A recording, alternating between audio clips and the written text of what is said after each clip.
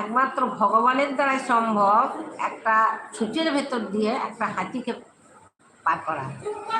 বুঝলি তাই? বলছে হ্যাঁ, ভগবানই পারেন একটা ছুঁচের ভেতর দিয়ে একটা হাতিকে পার করতে।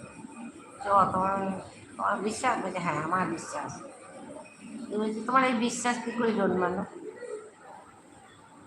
বলে আমার বিশ্বাস কী করে জন্মালো, বলছে এই যে আমি বটবৃক্ষ নিচে বসে আছি, এই বটবৃক্ষতে বটবৃক্ষ থেকে অসংখ্য সেই বটবৃক্ষের বীজগুলো যে ফলগুলো পড়ছে পেকে পেকে লাল লাল লাল লাল, আর তার ভিতরে অসংখ্য বীজ থাকে, অসংখ্য। আর সেই প্রতিটি এই ছোট্ট দানা, তার থেকে যদি এই মহীরুহ, মহীরুহ মানে জানো তো এই বিশাল, এই মহীরুহ বৃক্ষ যদি হতে পারে এই ছোট্ট বীজে থেকে, যদি এত বড় বটবৃক্ষ হতে সম্ভব, তাহলে একটা ছুঁচের ভেতর দিয়ে একটা হাতি পড়ানো সম্ভব। তার পক্ষে, তেনার পক্ষেই সম্ভব, অন্য কারো পক্ষে নয়। এইটা আমি বিশ্বাস করি। আমি এই বটবৃক্ষর তলায়